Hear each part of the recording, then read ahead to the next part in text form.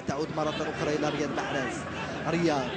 رياض يحتفل بالكرة ويغير الجناح لهلال السوداني. كرة تضيع ولكن تبقى لصالح المنتخب الجزائري. سوداني والهدف الأول. أول أهداف المباراة من هلال السوداني من دون مقدمات. هلال السوداني يبتدع باب التسجيل بتسديدة قوية بعد محاولة أولى. تدخل الدفاع ثم عادت الكرة إلى هلال السوداني الذي يسجل الهدف الأول في هذه المباراة. يتجه مباشرة إلى المدرب رايبات ثم علاقة مميزة بين عدلان قديورة وهلال العربي السوداني. شاهدنا في التدريبات وفي التسخينات وأيضا عند الوصول أن هلال أصبح هو من يصنع الأجواء. عاد هلال إلى الفورمة. هاي الإعادة قبل ذاك هشام. دعنا نشاهد سوي الإعادة ثم نتحدث عن هلال السوداني. هاي الكرة عادت إليه مجددا ثم سدد بقوة. من أعاد له الكرة هو كان مجاني قبل خروجها. روض الكرة بالرجل اليمنى وسدد باليسرى. هاي الإعادة مرة أخرى. المحاولة الأولى منه بالرأس لم يتمكن كان مجاني. عاد إلى الخلف مرة أخرى. الترويض كان مميزا. التسديد بقدم أخرى والهدف الأول. يلا سمع طايدار قريب قدس قريب ومن الخلف غلام ولكن يبدو فعلا رياض بروز.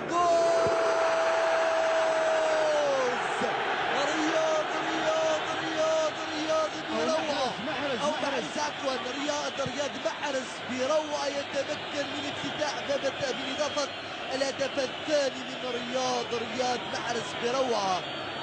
حتى بودبوس ينفذ بهذه الروعة والبراءة ولكن هذه المرة رياض محرز هو الذي تمكن من إضافة الهدف الثاني بكيفية رائعة. يرفع اسم رياض محرز فوق المدرجات.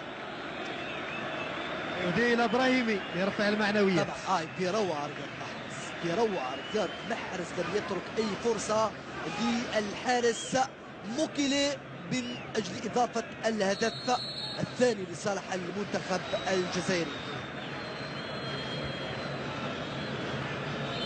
هدفين أخرى لصالح المنتخب الجزائري. هذه المرة لا أدري من سينفذ.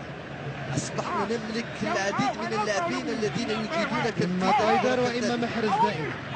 هذه المرة ليس حتى غالب مرة في مركز الكرة موقع حالة من المفروض طايدر والهدف. إذا طايدر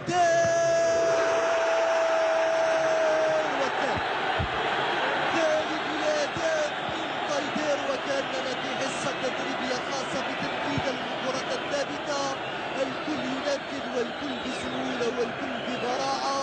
ثلاثية في 23 دقيقة فقط ببساطة بسهولة بإبداع بمتعة ببراعة.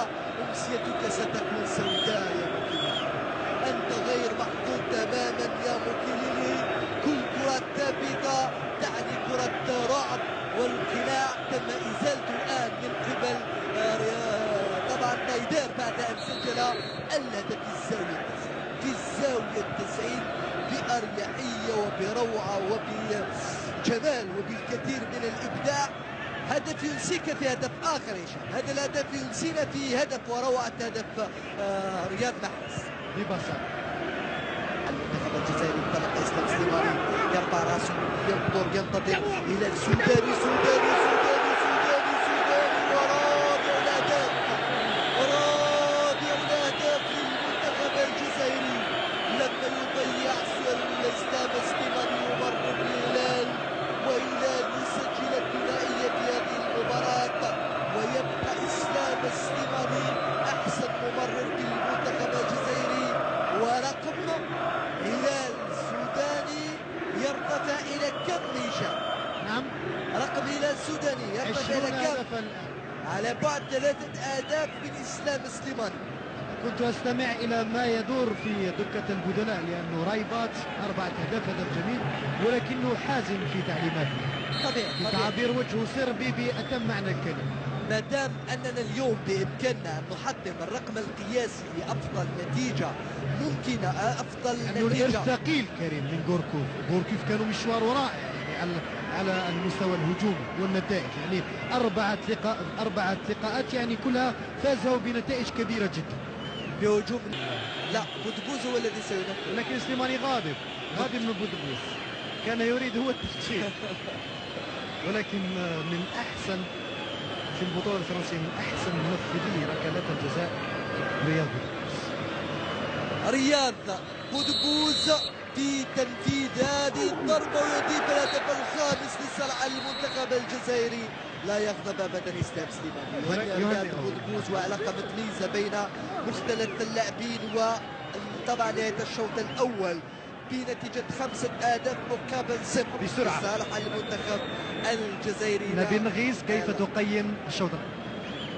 هو ايضا الشوط يعني في المستوى، سجلنا 5 اهداف، ضيعنا بعض الاهداف لان نقص التركيز، تساهلنا احيانا. نشاهد الصورة، شوف النائب الموصولي زميلنا يزيد بالكوت على هذه الصور الجميلة رفقة الفرقة التقنية عشر برقم 3. التوزيعة، الهدف السادس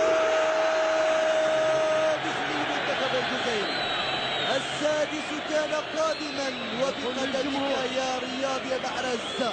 تحرك الجمهور فرد عليه رياض محرز بهدف سادس من رياض وليس من اسلام، ولكن لا يهم من يسجل، المهم ان المنتخب يسجل، ولما يطالبه الجمهور بالاهداف يتحرك ويسجل آلة هجومية حتى وان كان المنافس ضعيف ومتواضع. ولكن المهم في فترة سابقة المنتخبات الضعيفة لم يكن يسجل عليها بهذه الطريقة. والآن الحظ لم يعاكسك يا هشام، يعاكسك. الكرة كانت تتجه إلى إسلام سليماني، لمسها المدافع، قطعها وقدمها لرياض محرز، ورياض لا يرحم يسجل الثنائية في هذه المباراة.